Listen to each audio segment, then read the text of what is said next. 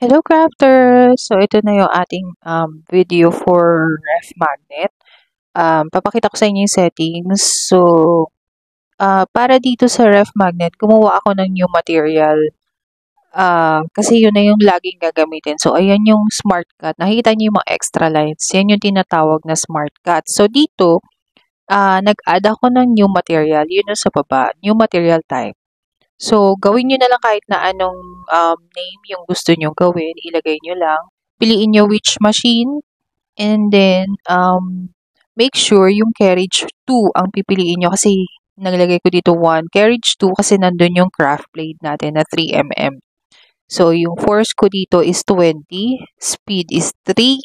Passes is 1 muna. So, sa craft blade, hindi natin binibigla na maraming passes agad. So, ayan, hindi naka-check yung disable smart cut kasi kailangan ni craft blade yung smart cut para mag-turn yung blade. So, importante yon. Before kasi, dinidisable ko siya sa letter kasi tinatamaan yung mismong letter. So, since itong magnet, matatakpan naman siya. So, I believe kahit tamaan, wag lang talagang thoroughly makat sa likod kasi yon hindi na siya po pwede. So, again, ulitin ko, yung aking blade depth is 20. Yung force ko dito kasi ang naging passes ko is 4 passes. So, first 3 passes is, ang force niya is 14, last pass is 15. So, ayan, make sure naka 20 rin yung craft blade nyo. And nasa carriage 2. So, ayan yung craft blade natin. So, again, 4 passes. And warning lang, since maganit nga itong magnet sheet, sigurado ko mabilis kayong mapupurula ng blade dito kung puro magnet ang ikakat nyo. Okay, warning lang. So, baka sabihin nyo di ko sinabi, mabilis kasi kahit ultimo gunting, nababasa ko, napupuro lang kayo agad kapag marami kayong nakakat sa ref magnet. Same with craft blade. So, ayan, since 4 passes nga siya, trinay ko ng pang second pass. Then, nagulit ako ng another 2 pa. So, yung first 3 passes, force niya 14. Then, dinagdagan ko ng isa pa. So, ginawa kong 15 yung passes niya dun sa pinaka last na setting. So, ayan, pwede ko na siyang matanggal. Ito naman yung ating print and cut. So, ang ginamit ko dito is 19 GSM na iTech na sticker paper. So, make sure pantay yung pagkakalagay nyo para pantay din babasahin nung Cameo yung ating registration marks. So, nakita nyo pati registration marks, ang tawag dito, naka-phototop. So, yun yung bagong feature ni Cameo 5. Hindi na siya masyadong hirap kahit naka-phototop pa yan. Ito na 2 passes ko eh. So, ang gamit ko pala ditong blade is yung premium blade na 1mm.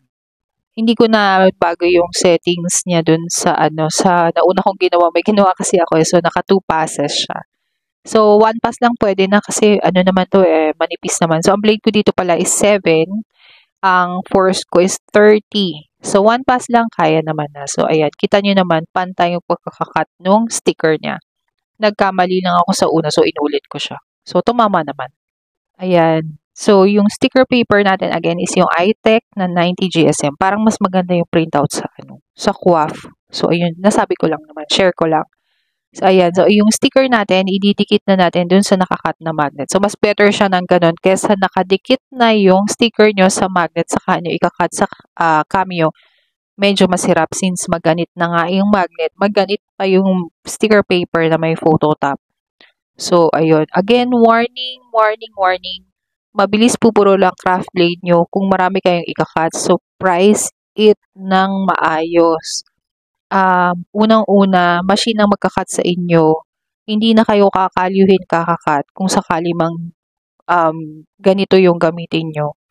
So, sana ma-price nyo ng maayos since gagastos kayo ng craft blade.